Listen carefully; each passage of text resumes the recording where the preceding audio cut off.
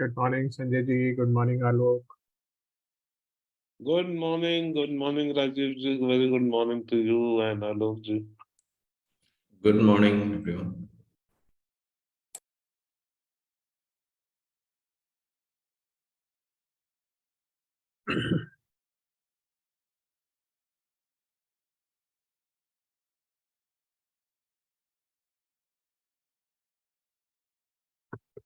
So, friends, welcome to Startup Change Leaders weekly event where we discuss anything and everything which is relating to startup ecosystem.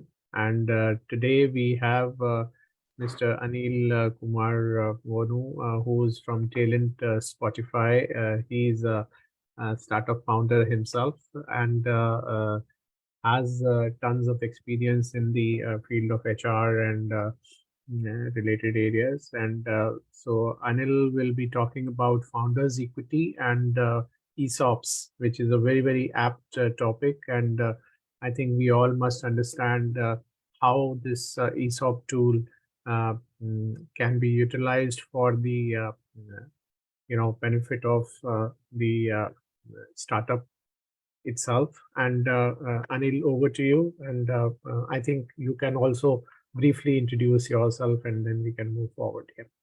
Sure, Raju. Thank you. Raju, can you just enable the share screen for me? Yeah, sure. Done that. Yeah. Hope you are able to see my screen. Yeah, we can. Yeah. Okay, great. Uh, Good morning, everyone. This is Anil from Talent Spotify. I have been working as a founder for Talent Spotify since last 1 year onwards. And prior to that, like minds, I was working with them, with Rajiv and team since last 2 years onwards, continuously on this cohort. And that helped us to learn something on that, my startup. So I just want to share some of my experiences with you on about founders equity and as well as ESOPs, employee stock options, which is very crucial at startups at early stage. Of course, it's not only early stage, it's later stages also. It is important to motivate the employees on this one to retain them. So before going into that point topic on this one, so let's understand what we are just talking about, the founders equity. What is mean by founder equity? It's like, what does it mean by founder equity? Yes, you are a founder, that's fine. You are the one who is going to bring the money on this one and the company is entirely yours. But are you alone as a solo founder? If you can able to run, that would be great. But most of the cases, I mean, it's a majority of the startups you will be seeing as a co-founders. So of course, finding a co-founder is a separate topic, how we are going to get the co-founder. Imagine if you find any co-founder on this for your startup, to make sure that one, like he's perfect person, ideal person for you to work with the complete startup on this one in the ecosystem part. So to find out what is the percentage of equity you are supposed to share with him, whether it's a 50-50 or is it a 60-40, or what is that kind of a mixer you are going to share with your co-founder. So for that, basically there is a triple S framework will be available, which is nothing but of skill, start and salary.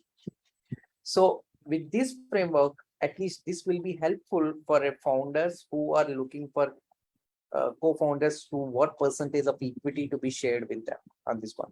So this framework is just a tool or guideline kind of a thing where you can use this tool. I'm sure every startup will fall into this particular matrix of this particular tool framework and triple S framework. And based on that, you can figure it out what is the percentage you are going to share with your co-founder on that. So out of these three triple S, the first S is about the skill. What skill a co-founder is having it. That means core skill. Let's take an example. If you are running a recruitment business kind of a thing, recruitment agency kind of a thing. So what is the core skill is required? Then a recruiter is required on this one. That's a recruitment is required, like finding the candidates and hiring the people on this one. Or if you are running as a fintech business on this one, fintech startup, then what you need is the core is financial background, whomever it is having a solid financial background. That is the person who required as that one. That is the skill for that. If you're running an e-commerce business, then somebody who is having a good knowledge on IT background and technology background, that is where actually the core skill means. Other skill means, let's take an example. You have a sales and marketing skill is there, okay, which may not be having as all other people are having. That is another other skill. Of course, it is not a part of the core skill, but it is other skill which is highly required for the company to drive that point. So it will come under other skill category on this. So core skill means the skill which is required to drive the company on this one, and other skills means supporting functions to run that company on this one. Similarly, start. What is mean by what is the significance of start means? Start means like, when the co-founder is joined at the day one from your startup, the risk what he is taking, he is also involving on the startup is very high. And also the percentage of equity he is supposed to be received is also should be very high on this one. Whereas if the co-founder is joined in a later stages, maybe a 2 years later or maybe 3 years later, like once the product is developed and then once you got an initial traction and then after that a co-founder is joining, then the risk is bit low for him, and as well as the equity person also you can just give him as a lesser percentage compared to the co-founder whomever it is joins at the initial stage.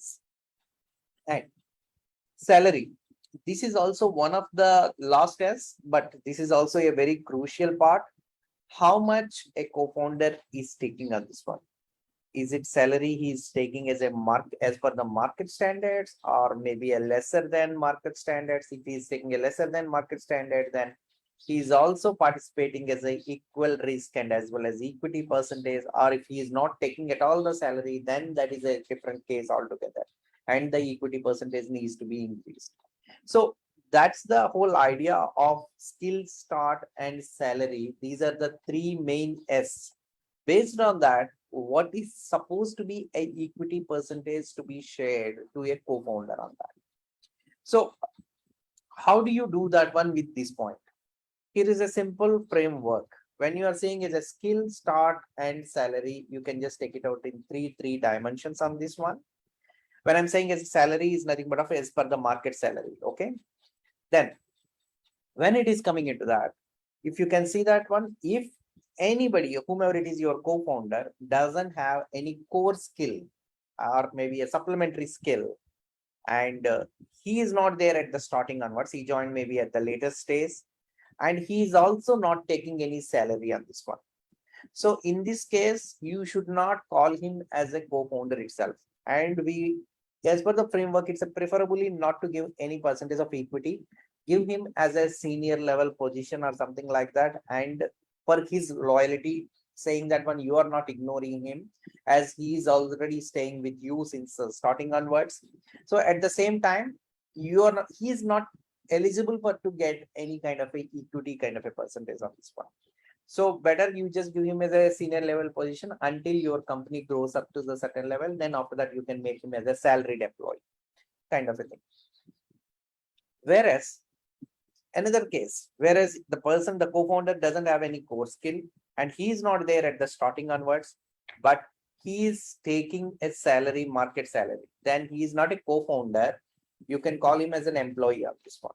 You can call him as a senior level employee, whomever it is there, because he is taking a market salary, but he doesn't have a core skill and he doesn't have a, like, he's not there with you since starting onwards. So there is no point to give him as an equity, because equity is a very, very valuable very valuable portion for any of the startups on this one. Even 1% of the equity, you should not lose it for the unnecessary reasons on this one. So that's the reason you have to be very careful, extremely careful for the equity percentage when you are just giving it to somebody on that. Now, coming back to that, if the co-founder is not having, doesn't have any skill, and he is there from the starting onwards, but he is not taking any salary on this one. So he is there with you and he is helping you in all the cases, like, wherever you are just traveling, like suppose if you are going in a marketing event, then he is just going along with you and he is reaching to the customers along with you. All these kind of things, he is coming with you, but he is not taking any salary. but he doesn't have any skill also, core skill on this one, but he is going to help you out in all the ways. So in that case, it's a preferably to give him as a 30% of the equity, up to 30% of the equity. From that, whatever the percentage is there, like, out of 100%, you can give him as a 30% of the equity. Whereas the co-founder doesn't have any core skill, but he is there from the starting, and also he is taking a salary from the market. In this case, what you can do is it's up to your choice whether you can continue him as an employee, treat him as an employee by yourself, or if you want to give him on this one, because his contribution is more from the starting and he has also sacrificed some sort of salary on this one. In that case, like, you can just give him as a up to 20% of the equity from your side to retain him, because he's there since starting onwards. If you want to retain him, and if you feel that he is very important to your company, in that case, you can just give him as offer him as a 20% of the equity.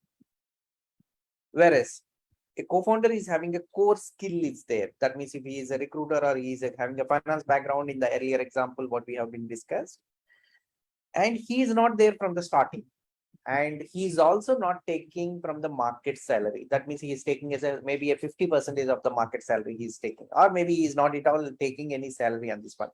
In this case, it's better to give him as a 20% of the equity, since he is having a core skill and also he is taking lesser than market salary, or maybe he is not taking at all the market salary on this one. So the risk portion is equally high what he is also contributing along with you on this.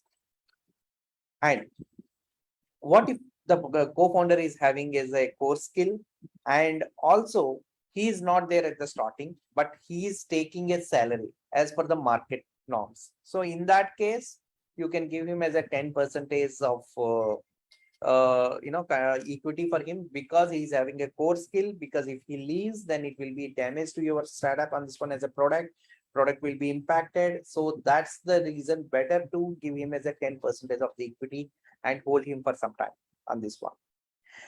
And the next one, if the person is having as a core skill and he is there from the starting, and he is not even taking any market salary, he is just like you. So in that case, 50% of equity, he is equally taking the same responsibility, same risk, and as well as he should be rewarded also should be equally on this one. So that's the reason in this particular case, you are supposed to give him as a 50% of that equity on this. Whereas if the person is having a core skill, and as well as he is there from the starting, and he is also drawing a market salary, in that case, the 40% of the equity where you can just offer him on this one, because since he is there in the starting, and also he is taking, like, he's having a core skill, he is also a founder on this one. See, for example, I will tell you one of the classic example on this. Maybe we can say employees having as a, take an example of Zomato. At the time of starting of Zomato, I think now the CEO has been resigned. I guess recently he's been changed. The founders requires is a starting at the time of Zomato starting. It is only a app, which is nothing but of listed of all the restaurants, which is requires, where it is a core skill is a technology. Later point of time, what happened is, once the technology piece is over, then the app is become live, and then people started getting order, and Zomato is growing. Then it becomes more of operational. So what happened is, the core skill becomes a technological shift to administration and operations kind of a thing, which is completely a core skill is also shifting from one form to another form when the company is growing on this one. I hope you understand that one. When Zomato is starting, it's a technology based company, and then after that, slowly it's becoming an operationally so much highlighted on this one as a core skill on this point. So I hope now you are clear about skills, and as well as what is the time of starting and salary part. And this is what actually the triple S framework on this one. And if you feel that, like, if any founder joins at a later stage and having a vesting schedule program. What is mean by vesting schedule program? See, somebody is joining in the later stage of the program and later stage of the company on this one. and you are offering an equity, and he should not just resign the job and then he's not supposed to leave, take the whole equity along with you, right? So there should be some sort of vesting schedule. That means there is a certain period is a bounded for that to work with the company, then only he is going to be eligible for that particular allocated shares for you, or maybe whatever the ESOPs or whatever the share options, it will be allocated to him. So there is a vesting schedule will be there. For the details of the vesting schedule, we will see in the later stages of this one. Now, the most important thing to retain an employees at the early stage of the startups, the biggest challenge is the salary, because the skill, when it is a skill is coming up, and if you find any skilled resource, he may not join, he may not be interested to join with you in terms of a startup, since you are a startup, because you may not offer him in a job in terms of a market salary. But what you can offer him, that is nothing but of a powerful option, which is having a stock options. If you can pitch to your employee saying that how your product is going to grow, and as well as how much is that in a down the line, maybe 10 years it's going to be a unicorn, or maybe like you are just going to have it as a $1 billion company. So if you can just give him as a clear projection on this one, what it is supposed to be there in the 5-10 years on this one, then employees are going to be, the resource might be interested, and he will join with you by or taking some sort of stock options. So there are 5 important things when it is coming into the stock options and plans, employee stock options. The first point what we need to understand is there is something called as a keyword called as allocation, which is nothing but of number of shares somebody gets, that is called as an allocation on this one. And there is one more key term is there, exercise price. What is that exercise price? Exercise price is nothing but a price at which the shares are allocated. For example, if it is a public listed company, and if you have a stock market, it's already, if you have an on that, you can just see that one in the market, what is the current price of the share, and if you are purchasing some shares at that particular price, you are purchasing it, right? So that is nothing but of an exercise price on that. There is something called as a cliff. What is mean by cliff? Cliff is nothing but of the minimum period before the stocks are going to be allocated. Like for example, if I'm just giving it to you as a 10%, 10 stocks to you, but it will be applicable only for 1 year. If you work with me for 1 year, then only these 10 stocks will be coming up to you. But if you don't work within a 9 months or something on this one, these 10 stocks, you will not get it on this one. The 1 year period, what we are keeping it as a initially, that is called as a cliff. There is something called as a vesting period. Vesting period means time over which the stocks are allocated. Typically, like, I will give you 100 stocks for 4 years. That means first year I will give it to you for 25, and second year I will give it to you 50. Third year I will give it to you, make it as a 75, and fourth year I will give you 100, total 100 stocks. I will give it to you. That means per year I will give it to you 25, 25, 25 stocks. That is nothing but of the 4-year period is called as a vesting period. What is mean by vesting schedule? That means schedule for allotment. See, for example, on the same example of 100 stock options, we are giving as a 4 years. That means every year we are giving as a 25. That is nothing but of every year I am saying that one. That is called as a vesting schedule. That it means schedule of allotment. Maybe somebody comes up, no, I don't want it as a every year. Then we need it as a every 6 months on this one. Then in that case, your vesting schedule is a 6 months, it will be happen. So you will be giving first year 25, and next year you will give 37, and third year you will, end of the year you will be giving it to you, end of second year you will give it to him as a 50 on this one. So it is every 6 months you are start incrementally you are giving it to him as a to reach the 100%, 100 numbers of the stocks. So when it is coming to the ESOPs, employee stock options, there are 2 things which we need to do that. Stock options that are allocated is nothing but of, it's an option to buy a stocks. Okay, it is not a real stock. It is, you have to purchase the stocks. It is an option to be available to you. Okay, of the company at the exercise price. Okay, what is meant by exercise price is nothing but of the price at which the share is allocated on this one. Okay, so we will see in the details on this point. Before going into that, I just want to understand one typical part. Do you know the difference between stock and stock option? There are two things in this one. Stocks are different than stock options. Okay, stocks and stock options both are not same. Okay, this difference is very important and you need to understand. And also the difference of stock and stock options will be changes from company to company based on the taxation laws. Okay, if it is a stock, that means there is an amount is, for example, let's take an example, there is 100 stocks. I'm going to give it to the employees. So that means employee is, if I'm saying is a stock, that means employee is receiving a money. So that means physically, even though he is not receiving any money, but it is a, as per the government law, as per, especially in India, as per the government law, he is already getting some money. So he needs to pay the income tax because that is an income for him. So he has to pay an income tax for that. So ideally employee is not receiving any physical money, but he has to pay from his pocket as a physical money to tax to the government on this one. So that's the reason it will be given as a stock options. What is mean by stock options? Stock options, stocks will be given to the employee. Is given option to exercise these stock options over a period of time. So it will be allocated to you as a stocks, but you have a some period of time. Then you can exercise these stock options on this one. Okay. So it's a completely different. Stocks and stock options are different. So let's take an example. If any employee is joining, then we will say that one employee will be receiving as a stock options of 100 stock options by completing of first 1 year. If I'm giving an example like that.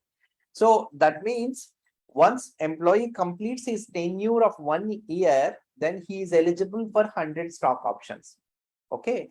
Now, from that period onwards, maybe a typically 6 months or whatever it is, that period we need to, it changes from the company to company. During that period, you have to pay the income tax to the government for these stock options since you are exercising these options on this one, these stocks. Okay. So that is the period. During that small period will be there, maybe a 6 months or 7 months on that period where you can exercise these stock options on this one. Okay. And that's the reason if any employee is leaving, they might not have the money to pay for that stock. So what will happen? They do get a time, okay, to exercise these particular options. Typically, good companies, they will give it up to 7 years also. They can just give a time to exercise. Yes, stocks are allocated to you, but you can exercise this price and then as well as pay your income tax and to have own these stocks with you on this one. Okay. So that's the most understanding. That's the most difference between like stocks and stock options. Now let's understand the difference between stock and stock options once you are clear. So we can see how these ESOPs will be given to the employees on this one. Same thing, triple S framework, you can take it out. We know that one. What is triple S? Skill, start, and market salary. Okay. So take an example. If employee is not having any, if employee doesn't have any core skill or he is not there with you starting up that company, but he is also not taking a salary, then in that case, 5% of fixed market salary is ideally, it is the percentage what it is supposed to be given as to the employee's part. Okay. If employee doesn't have a core skill and if employees are not there from the starting onwards, but they are drawing from the market salary, then there is no point to give a stock options because stock options are going to give it to him for employees motivation, whomever it is, you know, taking a risk of reducing some sacrificing of the salary and then coming over there and joining with you. So for them to motivate them is a stock options. So if somebody is taking already a market salary, then there is no point to give these stock options. Okay. Similarly, if employee doesn't have any core skill and he's there with since starting onwards, but he is not taking market salary, then in that case, you have to take him as a 10% of the fixed market salary. Okay. Similarly, if employee doesn't have a core skill, he is there from the starting, but he is also taking from the market salary. It is a discretionary part here. whether you want to give it to him as a 10% or you don't want to give it to him, it's up to you on this one. This particular combination is a discretionary to founder on this one. If he is going to be, if you want to retain him, since he is there in the starting onwards, he knows something and he is a critical resource, then better to give him as a 10% of that one. Stock options on this one. And if employee is having a core skill, and if employee is not there since starting onwards, and employee is not drawing any salary of that as per the market, then in that case, he is eligible for 30% of the fixed market salary on this one as a stock options. And similarly, if employee doesn't have any, employee is having a core skill, he's a critical resource, and he is not there in the starting, he joined in the middle, and he is drawing a market salary, then in that case, 20% of the, typically what will happen is, especially sales, and if you are feeling that is a critical market person, I mean critical person where it is required as a core skill is there for that, without that person you can't run that, then in that case it's better to offer him as a 20% of the fixed market salary for him as a stock option, you can give it to him. And if employee is having a core skill and he is there from the starting and he is not drawing market salary, so in that case you can give him as a 0.5% of your company, or maybe 100% of fixed salary, whichever it is coming up as a high.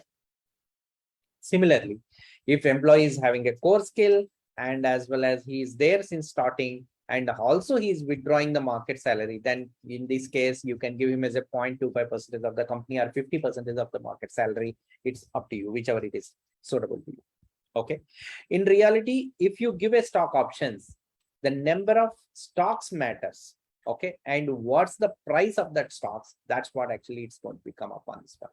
So let's take an example. If you are giving him as a stock options of this particular seller, let's take an example, 100 rupees as that exercise price at that moment when you are allocating to him. But when you are exercising, that price becomes a 250. That's where actually employee is going to get benefited on this one. And we have seen recently in the example of Freshworks, how 150 plus employees, when it is being listed in New York Stock Exchange and everybody's bank balances increases. That's where actually I have seen that is the first company where it is almost all employees, whomever it is, stayed with the company and who is having a stock options, and they have realized that stock options with the full 100% on this one. And coming back to the next one, which is having a vesting schedule. As we already talking about this vesting schedule, if you are allocating 100 units as a ESOPs and you keep it as a clipped period as a 1 year, that means up to 1 year, if the person is leaving, then he will not get anything on this one. Whereas the vesting schedule, vesting period, you are saying is a 4 years, okay, as a schedule is equally for 1 year on this one. In that case, the first year he will be getting as a 25%. In case if the employee leaves between 0 to 1 year, he will not get nothing on this one. Year 2, he will get a 50%. Year 3, he will get a 75, and year 4, he will be getting as a 100% on this one. What will happen is, if the person is leaving between year 1 and year 2, in case if he leaves, then they leave with maybe at the end of year 2, then he will be getting as a 50 vested stocks on this point. So these 50 stocks have an exercise period that is going to be attached to them. Like, you know, whatever the exercise period, you can just say that maybe 6 years or maybe 5 years. It's up to them on the company. They can exercise and they have to pay the income tax on this one. Okay. So this particular exercise period needs to be determined by the founders. And once employee buys in India, they have to pay an income tax on this one. That's what actually it's going to be happening. Okay. And what will happen for the remaining 50%? If the employee is leaving as a 50%, you have allocated 100 stocks, right? So employee left in the middle of the, or maybe end of the second year. And what will happen to the remaining 50%? The 50% of unvested stocks left, this will go back to the company into the ESOPs pool. So it will be given to the pool of stocks, and that will be given into the whomever it is new employee joins, and they can distribute it. That's how it will be working out on that. Okay. So how this will be working? Most of the companies, typically they will be having as a 4-year vesting period. Generally, they will be having it. Okay. For example, in some companies where I have seen is they're not having any equal year vesting. because they want to motivate the employee not to till end of the year. They want to give them as a vesting period, quarterly vesting period. Like, if you are just making this quarter performance very well, and then we will be giving as a, like, the vesting period is a quarterly base, so that it will be just giving as a monthly boosting and that kind of thing. And one of the company where I have worked, and this vesting period, that is linked with the performance, purely performance. If you are getting as a achieved certain target, then only your grants will be coming up. Your the stock options will be granted during that period. Otherwise, it will not be granted. Of course, whatever it is being granted, you can vesting it during the schedule on this one. So granting of stock options itself is completely linking with the performance on this one. So that's how some of the companies applied on this one. So it is a kind of an incentive where the employee to stay in a company for a long time. That's what actually is going to be used as a employee stock options. So in case if you are using as a quarterly, in that case, like, every quarter, first 1 year, you will not give anything to him. Let's take an example on the 100 stocks case, 0 to 1 year. Employee first, after completing 1 year, employee will be receiving as a 25 stocks. From there onwards, every quarter, he will be receiving, like, first quarter 7 stocks, maybe 6 stocks, 6 stocks, 6 stocks, like that. It will be received until second year, which is nothing but 50 stocks will be completed. Like, because that's where actually it will be helpful for the employee to be motivated every quarter, because since he is getting as a various stock options on this one, so it will be kind of a incentive where will be staying as a longer period with you. So in a founders equity, just imagine we have discussed about the co-founder part in the starting on this one. What will happen in the termination of that point? So there is a termination clause will be there in case if it is if the founder is involved in any terms of a financial fraud or criminal offense or any corruption or any harassment issues, or they don't have any equity when they leave on this one. In that case, that's where actually it's going to happen on this one. Without a cause, then founder wants to leave, not able to contribute anything, they can walk away with the vested equity on this one. So these are the two clauses what you can just think about it on this one when you are just defining a founder's equity on this one. And also management of ESOPs, just having a small tips on this one. You need to have a system to take care of your entire ESOP pool. Excel sheets are not enough. Generally, you cannot able to do it on this one. It's better to have it as a lot of tools will be there. So you can just find it out in online. There are a lot of tools which can be managed as the ESOPs. And also it is important for you to know the details and to be aware of that system, like how it will be working on this point. And also what percentage of your company should employees get, like, 5% or 15%, whatever it is, that you can just think about it. What is the minimum value of ESOPs pool? Generally, it will lies between 5 to 15. Ideally, most of the startups will be going for a 10% as a ESOP pool on this one. So when it is coming to once the ESOP pool is created, okay, from within the founders itself, assume there are no investors on this case. So first founder will be getting as a 50% and second founder is a 50% equity, then mutually decided for 10% they want to give. Then in that case, the cap table looks like 45% of the founder A, 45% of founder B, and the 10% of the ESOPs. That means 5% because since it is a 50% of the equity, so 5% will be taken and that 10% will be created as a ESOP pool. Imagine if it is a 60% and 40% of the case, then the proportionate base, the 10% will be divided into such a way, into 60% it will be just taken out for proportional equal 44, and then here in this case it will be becomes as another person will be receiving as a 46 on this one, and totally 10% of the ESOP pool will be there. Okay, I think that is the last slide. Yes, thank you for everyone for hopefully patiently listening on this point, and I am free to answer any questions if you have anything. Yeah, Yes. Biswajit, please. Hi, Anil, thanks for the info. I have a question. The question is pertaining to an e-commerce startup where the e-commerce platform has been built by a developer. And then because, we interact so much with him and we thought to get on board. But at the same time, what he is doing is basically doing a part-time work with us, because he is developing a product, that's fine. And we are also paying for his services, for the attritions, for everything he does. Mhm. And so, is it possible that we hire him as a CTO, but should we also designate him as a co-founder, or CTO is enough? For this case, I guess if you are matching his market salary, then CTO is enough, right? In this case. Yeah, because we are paying whatever his charges are, we are paying him for that. In this case, you don't need to give, ideally, for my opinion, in this case, you don't need to pay anything as a co-founder equity perspective. It is if you are giving him as a market salary, then as per the table or the framework on this one, it looks like he's going to be as an employee only, as that one. So Yes, yes, kind of a CTO is a good designation on this one for him. So Mhm. that he's a developer, since he's working as a developer, and then you are promoting him as a CTO, so which is having a higher Right. incentive and motivation kind of a for him. Okay, okay. And the second one, Mhm. uh, for directors of the company, because if a startup company is a private limited company, and the directors, the vesting schedules and the vesting periods, can it be applicable for the directors also? Yeah, that depends on this one. Ideally, yes, it is supposed to be okay. The vesting schedules, and also it needs to be applicable for them also, because founders and the co-founders also, because you should not leave the company as it is, like, all of a sudden your co-founder is leaving on this point. Okay, then if he is taking as a 50% of equity amount, and then if he is walk away with that point, then you are left with without money, right? Then the Well, company. Actually, my question is, why I pose this question to you is because someone told me that because the directors, they cannot be under vesting or vesting schedule, because if the directors themselves are investing period or investing schedule, the company cannot be formed. I mean, he was giving a technical reason for that. That is the reason I'm asking you this question. But the exit clause has to be there, right, for either of these cases.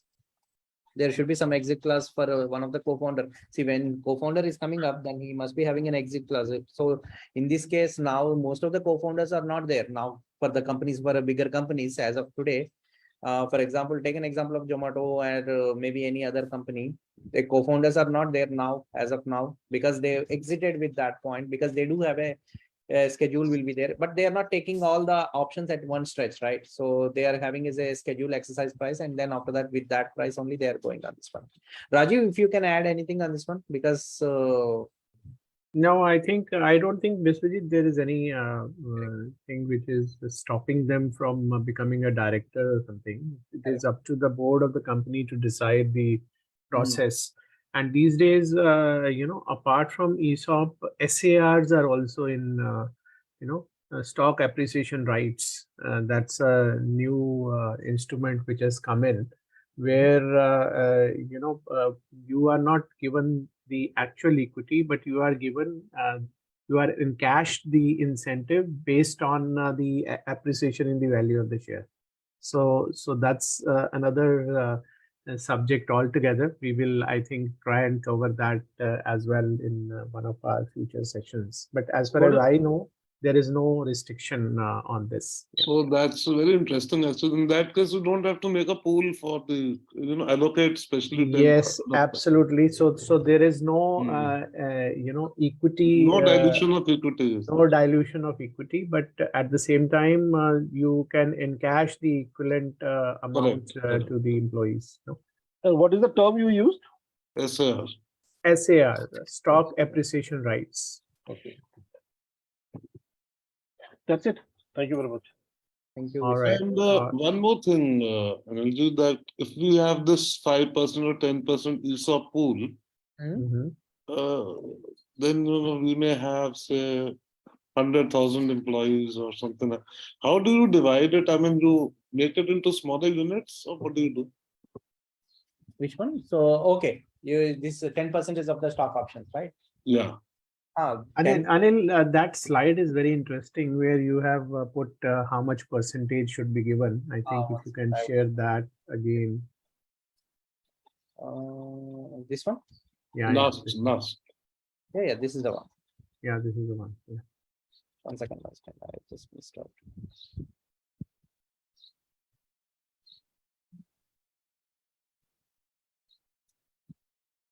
Sorry, it's not coming up.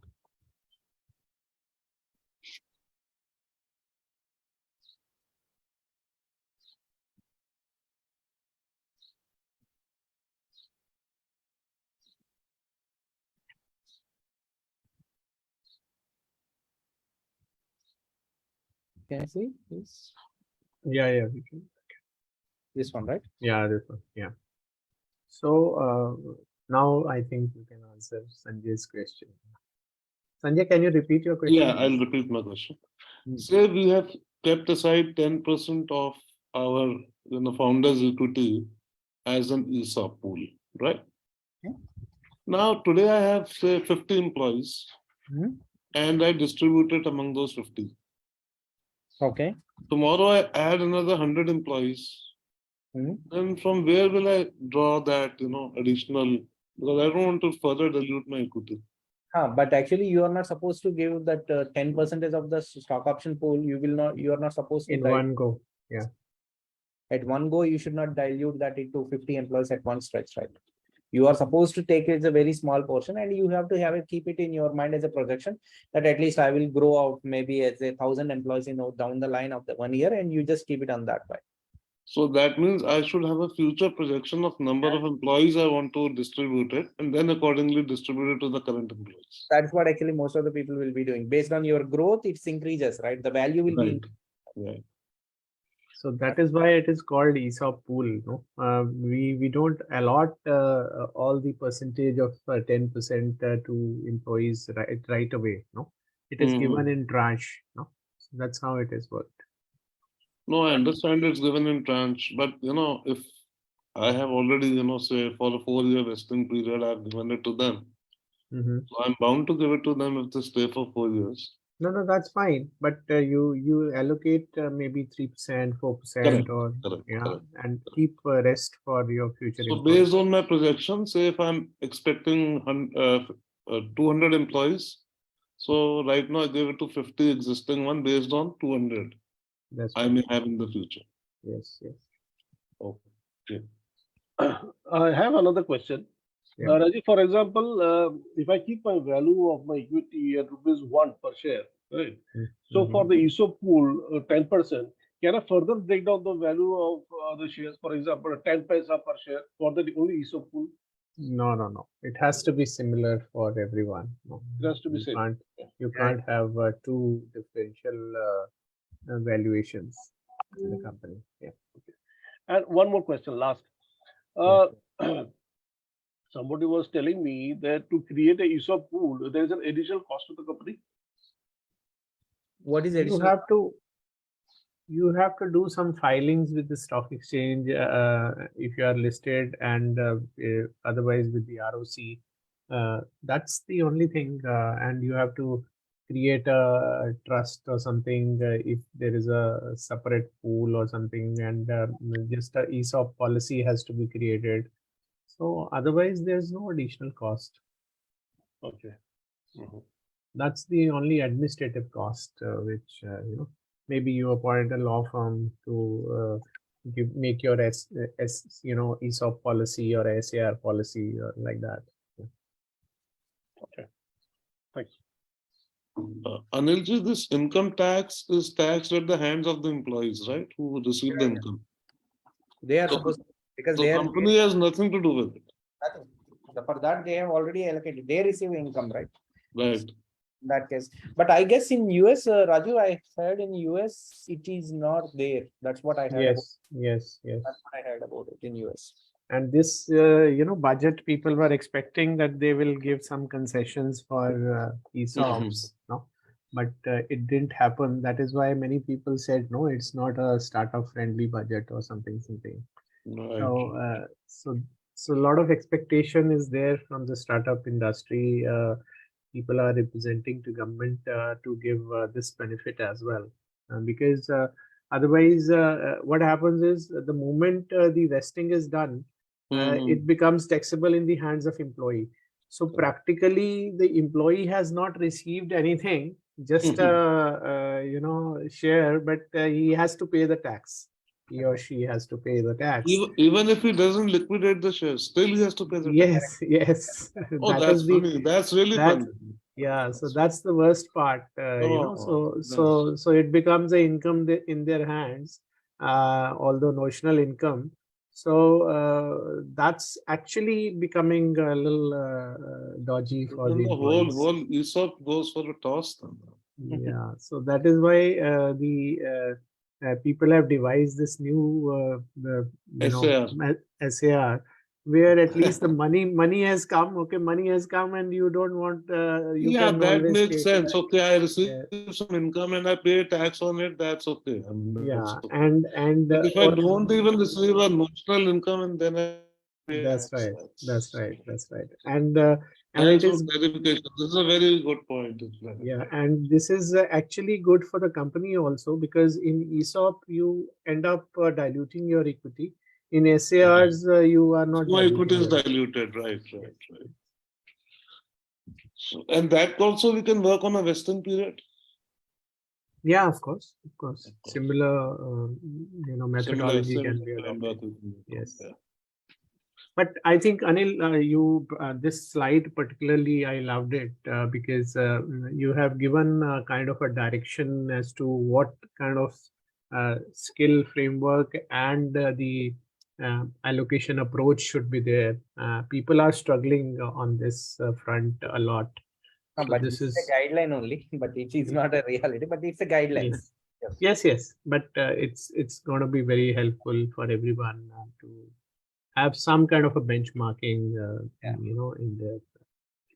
So, and the triple S framework is also quite useful. Yes. Especially founders equity, it might be useful because that's where actually people will struggle. The conflicts will Yes. come up from here, actually. Yes. Yes. Absolutely. Absolutely. Anil, can we have your presentation downloaded? Sure. I'll share with that. Yeah. Great. And in any case, we'll upload this recording as well On the YouTube, yeah. on the YouTube, so you guys can. Yeah, I can access. download from the YouTube. Yes. Yeah. Ajish, any question from you?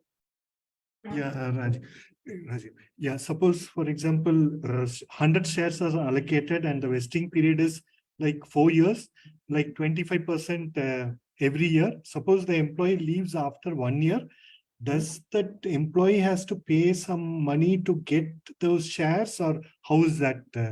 He is eligible for 25 stocks. Okay. That exercise period is a 6 years or 7 years, whatever it is, the company will be determines at that moment. Even though he is eligible for that 25% of that stocks, 25 stocks he is eligible. He has to pay it off. Later point of time also he has to pay it off. Once he is going to be exercised, at that moment he has to pay the income tax. Like that is while selling, right? Do we have to pay something to convert? No, not for selling, not for selling on this one. To holding that point, that's because you are holding that amount, right? From the government perspective, you are holding that. Okay. That's what actually Rajiv is saying, right? Even though you don't have a physical money, but you are going to pay the tax. Yeah. Okay. But Rajiv, this money is, not a fixed. It can keep on changing from year to year. I mean, It is going to be based on the valuation, and when suppose after vesting you are selling, then again you are subject to that capital gain or whatever tax, no. So taxation is similar to any other sale of shares. See, ideally, if your company becomes as an IPO, and then if it is going to be a public listed in stock market, then kind of a thing will be coming up as a physical money. It becomes a physical money. Until everything is green a virtual in paper. So.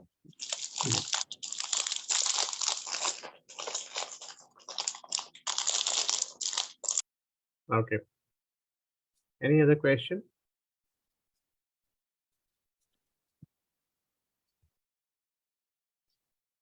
I think, Anil, the vesting schedule, of course, you explained it very well. If some, unvested stocks are left and the employee wants that they should be allotted to him, are there some cases where they can contest, or they have to just follow the policy? They have to follow the policy only, right? That is what would happen. But actually, Raju, I have seen one company, even Grant itself is completely having its own schedule. I mean, purely based on the performance-based schedules, Grants also. Like not like as a one trend, they are going to give it to allocate the stock options. No, it is not like that. allocation also is kind of based on performance. Right. And I have That's a good seen, idea. yes, and That's I a have good seen, idea. I have seen a company where they have passed a board meeting to, circumvent the regulation of the policy also. And somebody was leaving, so it was, some vesting was done to that person despite him leaving the company. So the exceptions can always be managed by, it's the discretion of the board, right? Correct. Yeah. Obviously, if there is a policy is there, there are some exceptions will be there. So that exceptions is always discretion. Yes, yes. But great. I think you made it very clear through these examples. Yeah. Okay. Any other questions, please? So thank you very much, Anil. In case we have, we'll disturb you later. No, you can ask right away. So you still have time, Biswajit. No, sometimes, when you're thinking and something crosses your mind. Yeah, So, yeah. Anytime. You can just drop a message in WhatsApp also so that he can respond to that. yeah, please. That is where the power of community comes in. And I was talking to someone, some IITian. So he said that the IIT, if somebody just mentions that he is from so and so IIT, everybody is, coming in for helping that person. So that's the power of our community. You just need to put a message on the WhatsApp group. I'm sure all of us are there to support each other. So thank you very much, Anil, for a very insightful, discussion on this subject. And I hope this will enlighten everyone on this very important topic of founders equity and ESOPs. And we would continue our quest to contribute as a cohort to the startup ecosystem. Thanks a lot. Thank you, everyone. Thanks. Thank you. Thank you, Rajiv. Yeah. Bye-bye. Thank you. Thank you. Bye.